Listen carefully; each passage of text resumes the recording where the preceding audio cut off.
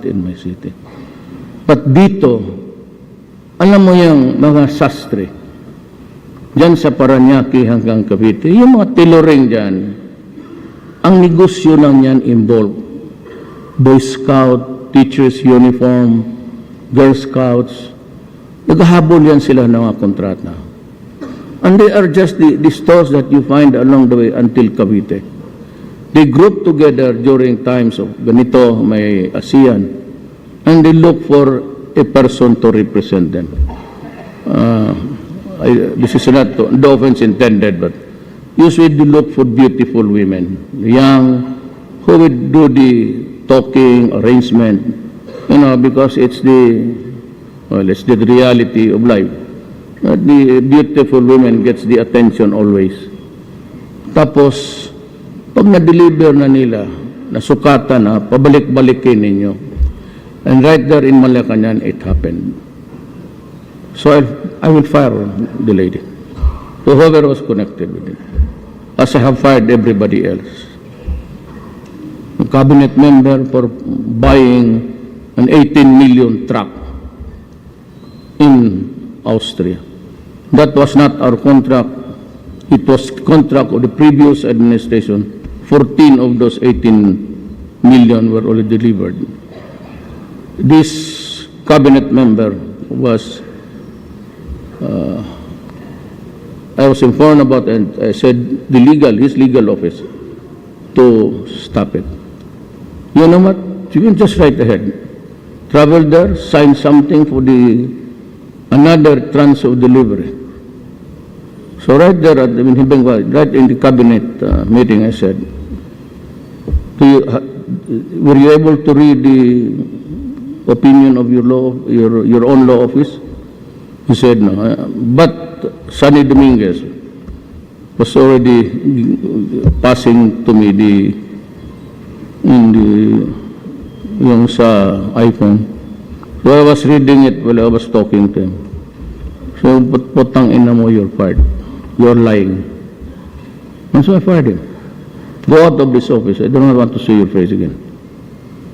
Ganon ako ka-stricto. So the cabinet members, they are here, they're only given noong 1 year, 2 years, 1 month. The directors, makinig kayo sa gobyerno, bantay kayo. Directors, you're only given 15 days. And I do not want directors out of their office. You eat your lunch there. Lahat kayong taga-gobyerno, so that you can resume to work immediately. Now, ito ang deal ko sa public. There is the 8888. I cannot stop corruption and wrongdoings if you do not cooperate. You text me, libre yan, 888. You name the public official. Name his sins in that bulletin, and I will take it from there. Do not be afraid about libel. I will take care of that. Yun ang gawin niyo. I have to have your help. Hindi kasi kayo wala eh. Lahat. Police, military, lahat. Pati ako. If you think that may nagawa ako ng masama, sabihin niyo. Do not be afraid. We are all workers of government. Kayo yung employer namin. We get the money from your pocket to our pockets. Kailan pa ba niyo, since when have you heard me talk about government and officials? I always address everybody, workers of government. I seldom mention Malacanang Palace.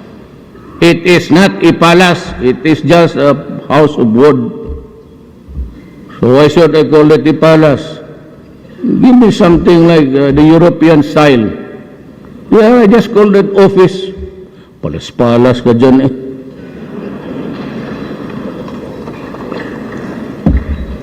And besides, all the rats of Pasig are there. Just beside Pasig River. So yung lahat ng mga daga dyan kung saan-saan, doon naglalanding. It was a wild field. And they are not killed because they are presidential mouse. Ayun ang sabi ng sundalo. Siyempre, hindi daw ipagbaril kay presidential mouse. Tutang ina, mabuti pag mouse dito kaya hindi pa pinapatay. Yung tao, kinakatay ninyo. The people's patience is wearing thin. So is mine. I am reiterating my directive to all government agencies from frontline services to our people from womb to tomb to further streamline the respective services to make these truly efficient and people-friendly. We want to ensure that our people receive the quality services that they deserve, minus the delays by the bureaucratic red tape. I expect speedy reforms along this line. We'll right-size the national government. Let us trim the excess fat and add more muscle through the expeditious passage of the act right-sizing the national government to improve public service and support. I therefore urge Congress to pass this at the soonest. For the government-owned and controlled corporations, isa pa kayo, the implementation of the existing salary standardization law pending review in the compensation and position classification system. It's excessive, extravagant, and unconscionable.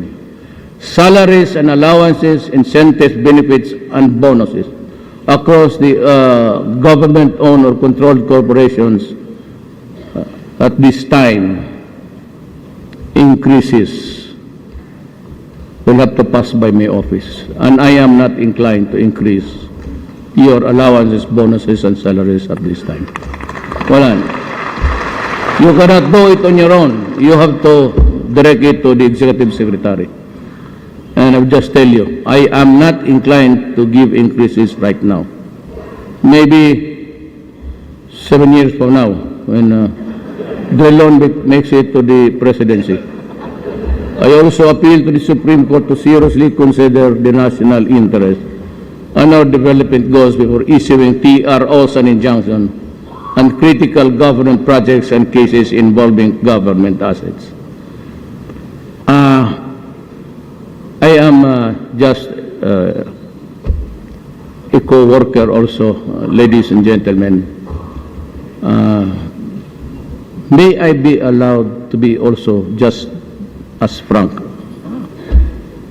Total, wala naman akong inaano eh. I do not mean to offend you, but I cite, for example, the Supreme Court TRO that prevents the Department of Health from distributing subdermal implants which cost the West States of 250 million worth of taxpayers' money.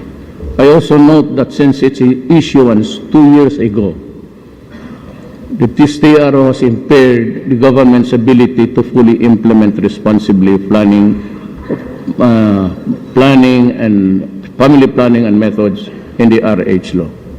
It is time that we put an end to the practice of some parties of resorting technicalities in our laws, prevent the government from fulfilling its mandate. Ganito yan, ma'am. Total, this is as good as any other time to talk to you. And may I be understood by you. I am sorry to say this. Really, I am. I do not intend to do it. But if we have to talk about government and our sins, which I am not an exception, or our, delays, lahat naman tayo nakakamali. Ganito yan. Two things.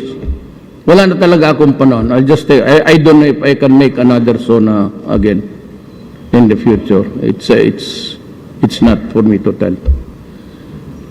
Itong TRO has been the bane of projects. And even konsongin yung mga ayala nag-aawa yan. Just to make you understand na hindi lang kayo. Tapos yan,